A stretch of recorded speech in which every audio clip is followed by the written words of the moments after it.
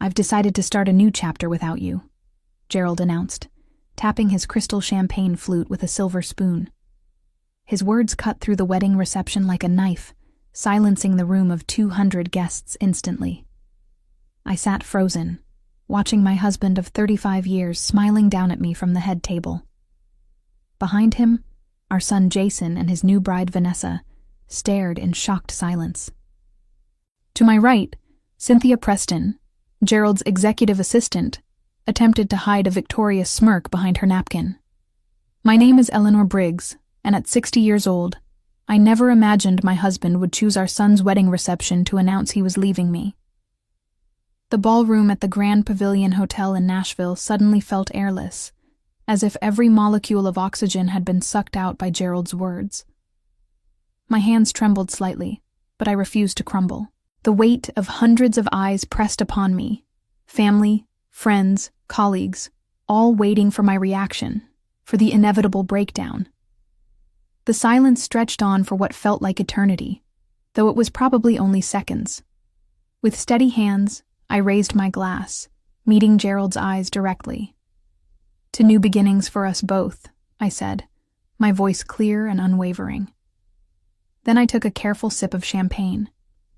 A few nervous laughs and whispers rippled through the crowd. Gerald's confident smile faltered slightly. He'd expected tears, screaming perhaps, or a humiliated retreat. My calmness clearly unsettled him. I rose from my chair with deliberate grace, smoothed the silver silk of my mother-of-the-groom dress, and walked over to Gerald's place setting. From my evening bag, I withdrew a sealed manila envelope and placed it beside his half-eaten slice of wedding cake. "You'll want to review this privately," I said quietly, for his ears only. "Though I suspect privacy will soon be in short supply for you." His eyebrows furrowed in confusion as I turned away. I made my way to Jason and Vanessa, kissed them both on the cheek, and whispered, "I'm sorry about this. I love you both. Please enjoy your evening. This changes nothing about how proud I am of you." With that, I walked out of the ballroom, head held high. Only when I reached the quiet sanctuary of the hotel elevator did I allow myself to exhale fully. Inside my purse, my phone vibrated. It was a text from my attorney confirming that everything was in motion. "It's done," the message read. "Board notification complete. Divorce petition filed tomorrow morning." As the elevator doors closed, I caught a glimpse of my reflection in the polished brass. I looked different somehow, older perhaps, but also lighter, as if a burden I'd carried for years had finally been set down. I'd spent decades being Gerald Briggs's wife, the elegant, supportive partner who had transformed him from an ambitious middle manager into the CEO of Tarnwood & Vale, one of Tennessee's most prestigious investment firms.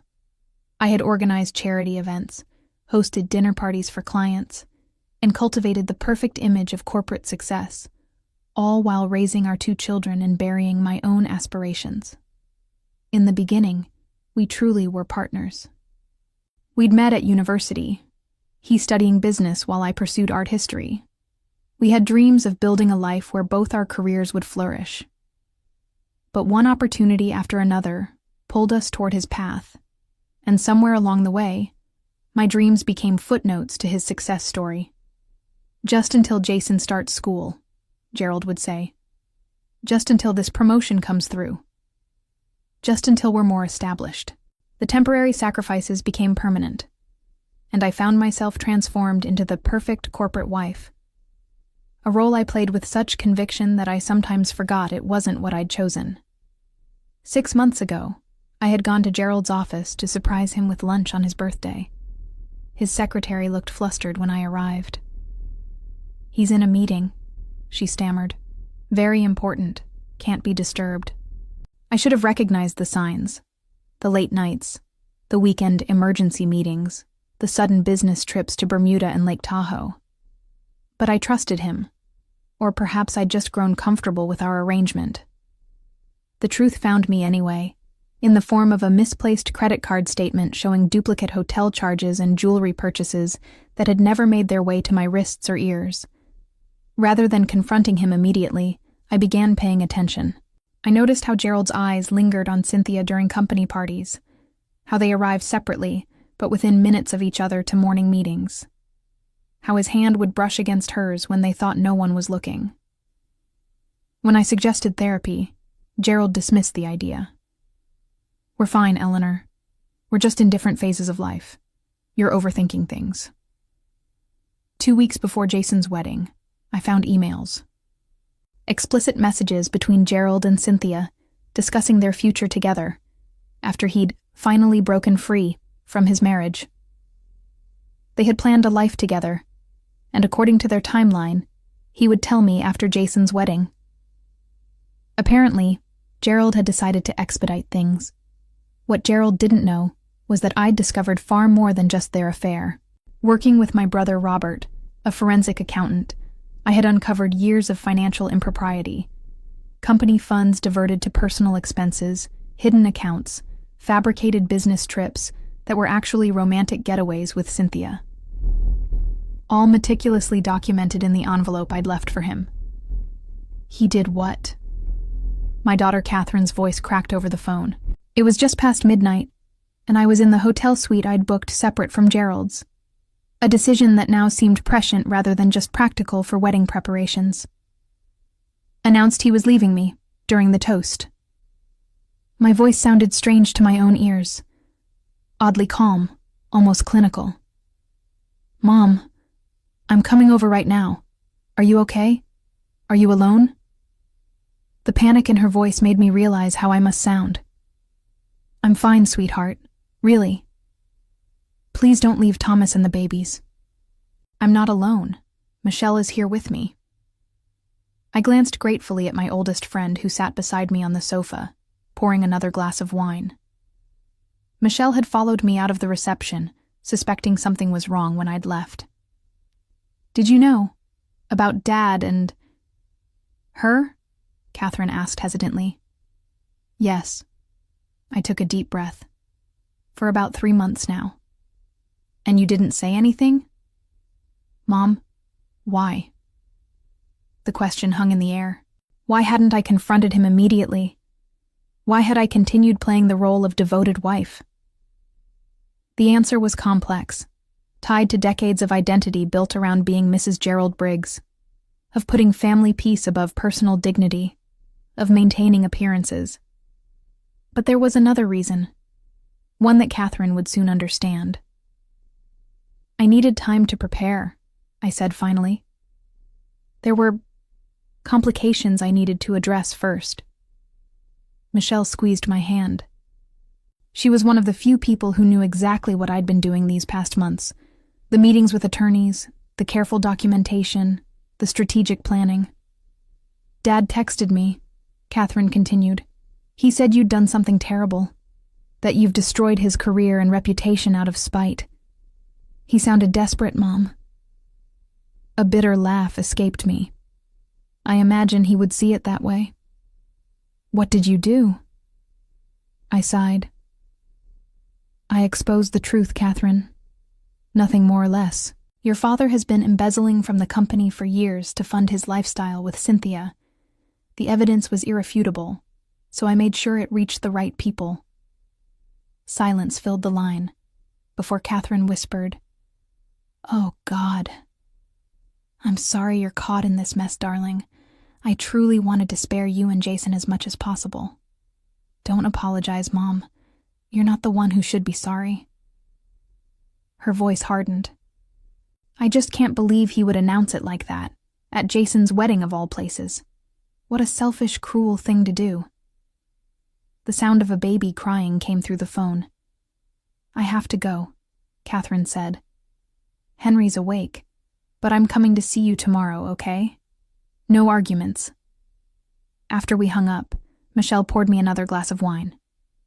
"To the liberation of Eleanor Briggs," she said, raising her glass. I clinked my glass against hers. "To reclaiming my life, and my name," I replied. "The day after tomorrow, I would file paperwork to resume using my maiden name, Reynolds. Eleanor Reynolds." It felt both foreign and familiar, like rediscovering an old piece of myself long tucked away. The morning after the wedding brought unexpected clarity. I awoke to 32 missed calls, from Gerald, from friends, from Jason, and most surprisingly, from several board members at Tarnwood and Vale. My phone buzzed again as I was brushing my teeth. Gerald, for the 33rd time. I silenced the call and texted Jason instead. I'm fine. So sorry about yesterday. Breakfast tomorrow? His response came quickly. Dad's freaking out. What was in that envelope? The truth, I replied simply. Tell him to call his attorney instead of me. I had barely set my phone down when the hotel room phone rang. The front desk informed me that Gerald was in the lobby, demanding to come up. I'm afraid that won't be possible, I told the clerk. Please inform Mr. Briggs that any communication should go through our respective attorneys. Michelle emerged from the guest bedroom, looking sleep-rumpled but determined. What's the plan for today? I smiled, surprising myself with how genuine it felt. First, breakfast. Then I'm meeting with my attorney at 11 a.m. to finalize the restraining order. After that, I'm viewing apartments. Restraining order? Michelle raised her eyebrows. A precaution. Gerald has a temper, especially when cornered. I didn't elaborate on the times I'd hidden bruises under long sleeves after particularly heated arguments, another secret I'd kept to maintain our perfect facade. We were halfway through breakfast when my phone rang again. This time, it was Olivia Jenkins, the chairwoman of Tarnwood and Vale's board of directors. Eleanor, we need to talk, she said without preamble. The board has called an emergency meeting for this afternoon. The allegations against Gerald are, well, frankly, they're explosive. We're bringing in outside auditors, but what we've seen already is deeply concerning. I understand, I replied. Thank you for the update. There's something else, Olivia continued, her voice softening. I owe you an apology. There were rumors about Gerald and Cynthia Preston that reached board level. We should have investigated more thoroughly. A chill ran through me. How long have these rumors been circulating? Almost a year, she admitted. But Gerald assured us it was nothing, and we took him at his word. I'm truly sorry, Eleanor. A year. The timeline hit me like a physical blow. I thought back to the company Christmas party last December, how the conversation had awkwardly halted when I approached groups of executives, how wives I'd known for decades suddenly seemed unable to look me in the eye. They had all known, or at least suspected, while I remained oblivious. After the call ended, Michelle studied my face. Are you okay? No, I admitted, but I will be. Later that morning, as we prepared to leave for my attorney's office, my phone chimed with a text from a number I didn't recognize. You've made a terrible mistake. This isn't over. C.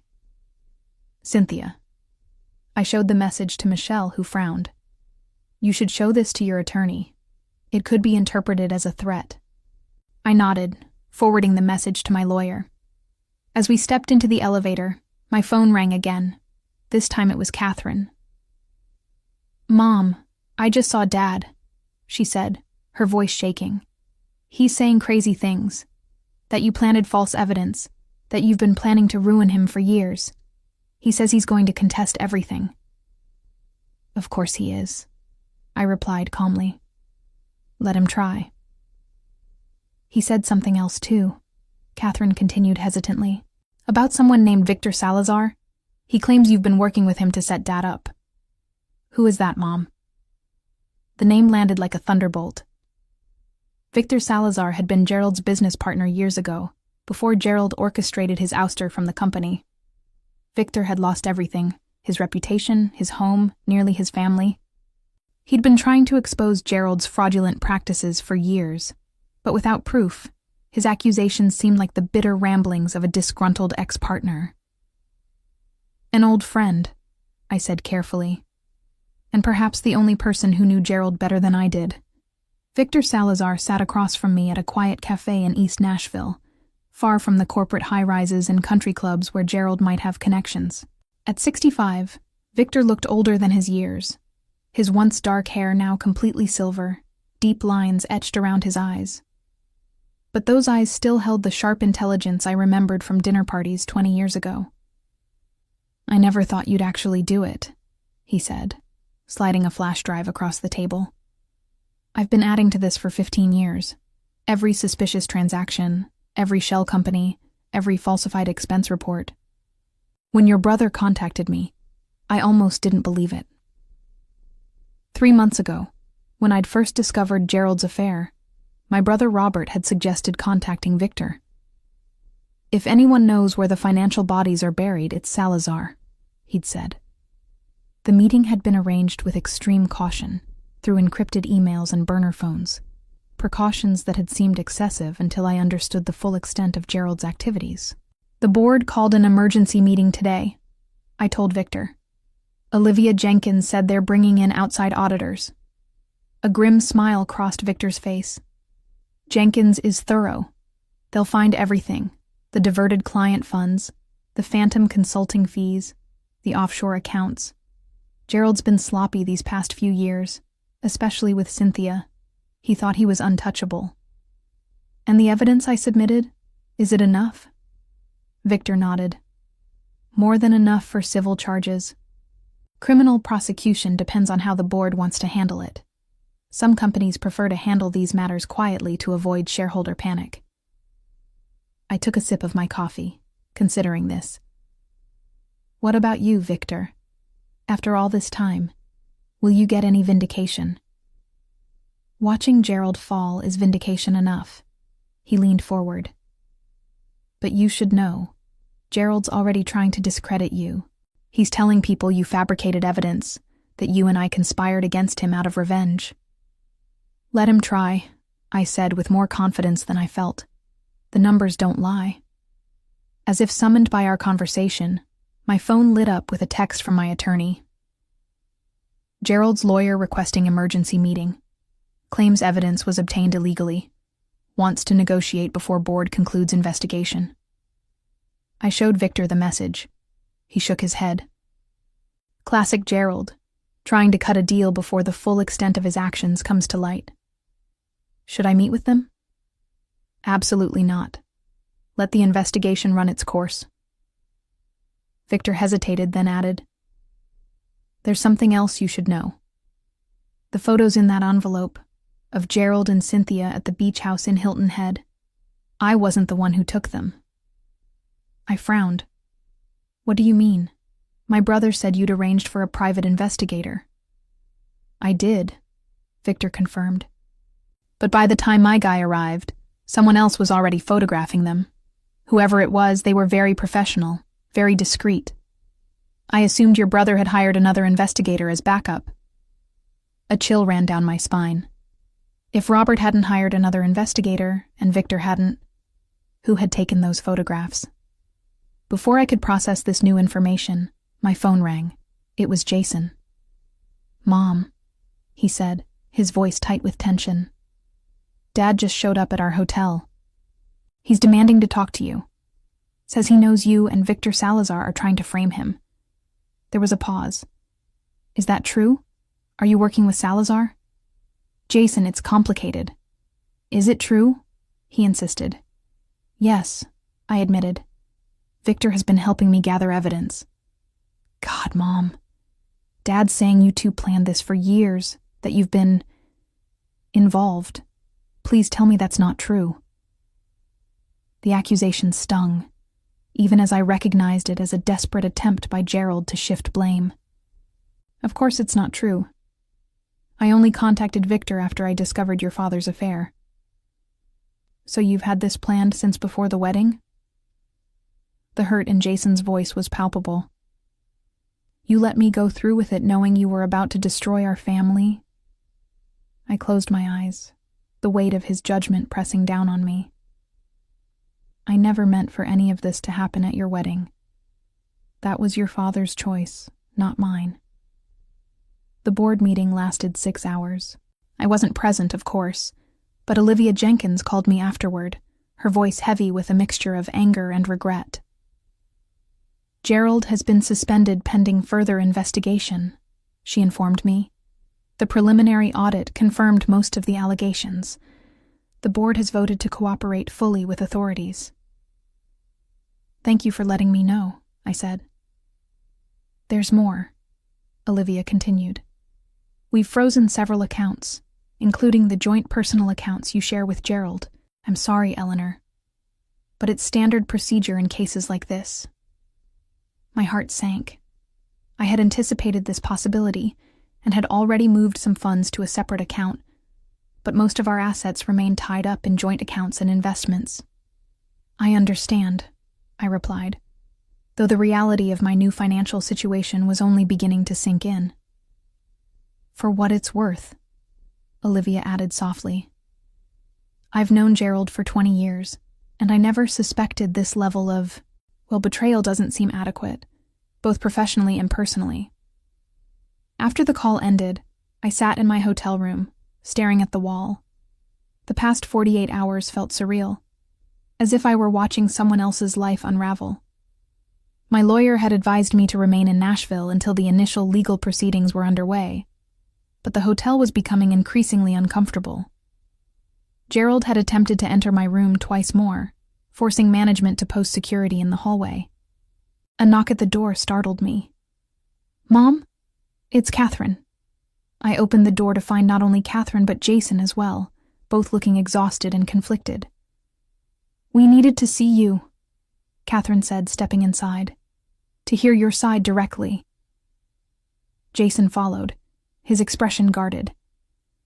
"Dad's saying some pretty wild things, about you and Victor Salazar conspiring for years, about you setting him up." I gestured for them to sit.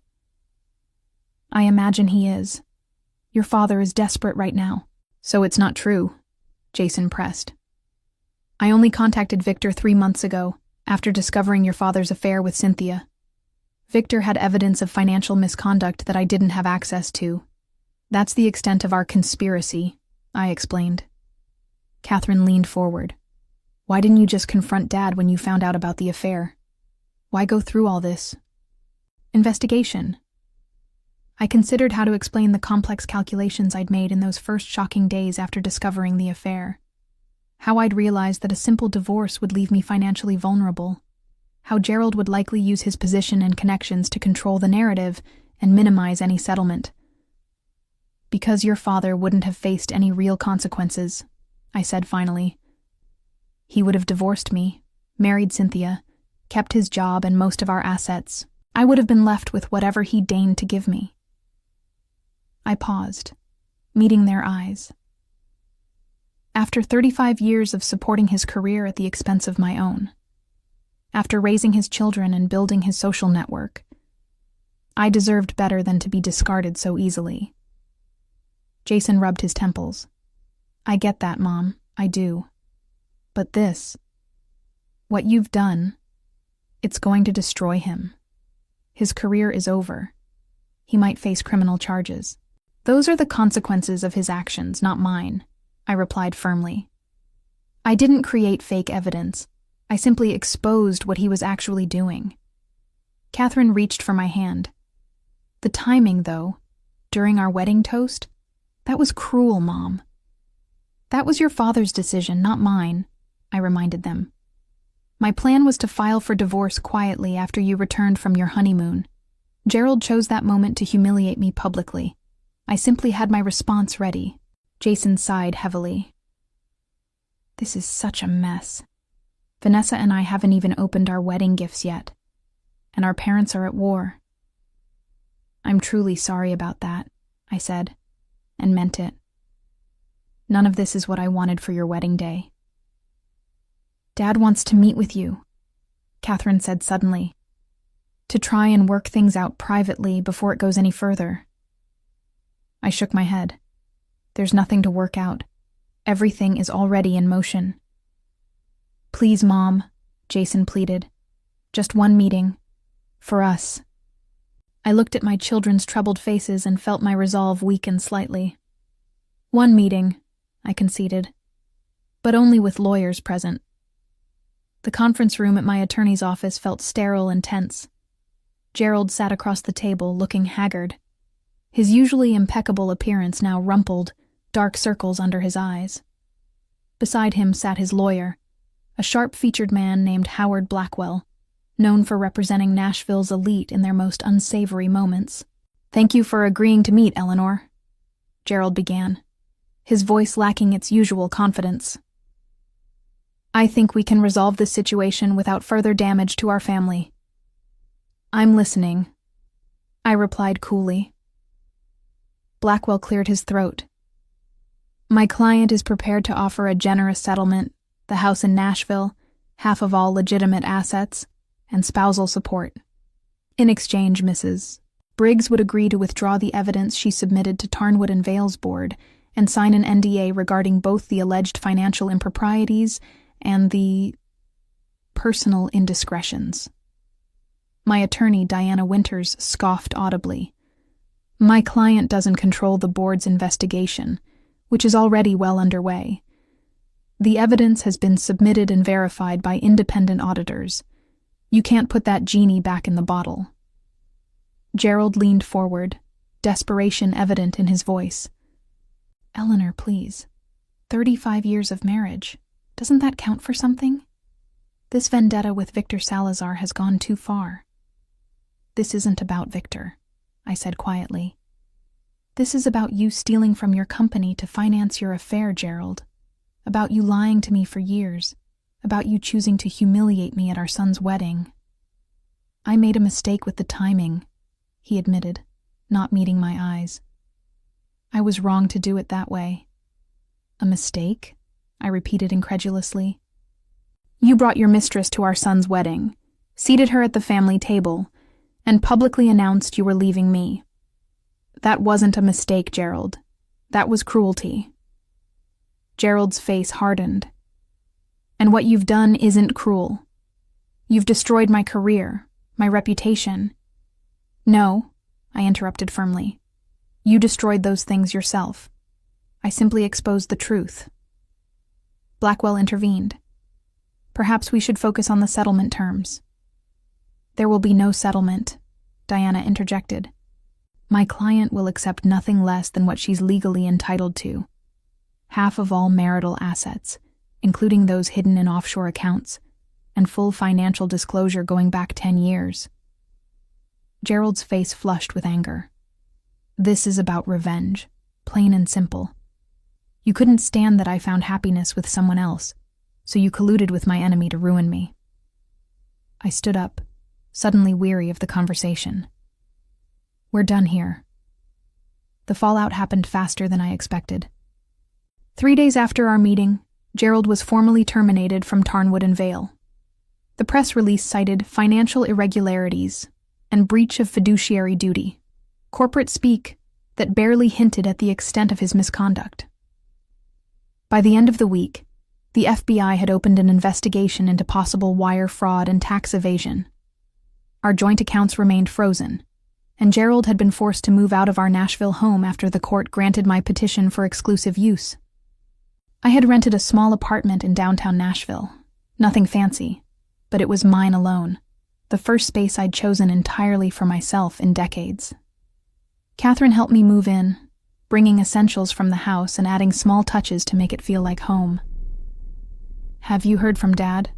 she asked as we unpacked kitchen items. "Not directly," I replied.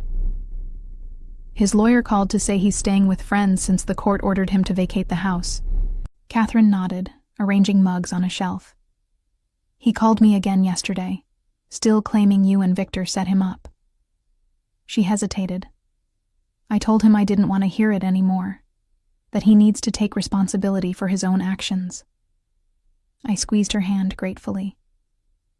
"Thank you." "Jason's still struggling," she admitted. "He and Dad were always close.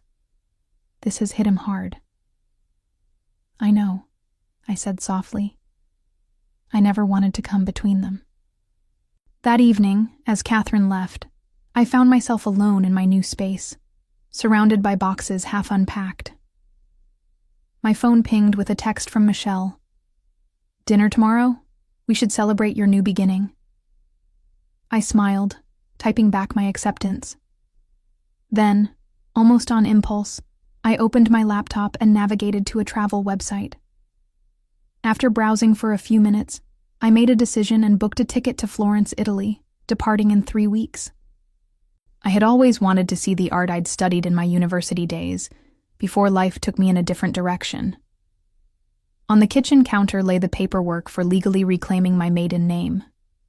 Tomorrow, I would file it. Eleanor Reynolds would be reborn, not as Gerald Briggs' wife, but as herself. The headlines in the Nashville business press were restrained but damning. Tarnwood and Vale CEO ousted amid financial scandal. Federal investigation launched into investment firm irregularities. Gerald's fall from grace was complete, his carefully crafted image of success and integrity shattered beyond repair. As I navigated life after Gerald, I found myself rediscovering passions long set aside. I enrolled in an art history course at the local university, joined a book club, and began volunteering at the City Art Museum. Each step felt both terrifying and exhilarating, a reclamation of the self I'd nearly forgotten. Looking back, I realized that the envelope I placed beside Gerald's plate at Jason's wedding had contained more than just evidence of his misdeeds. It held my declaration of independence, my refusal to remain a silent partner in my own diminishment. The path forward wouldn't be easy, but for the first time in decades it was truly mine to choose.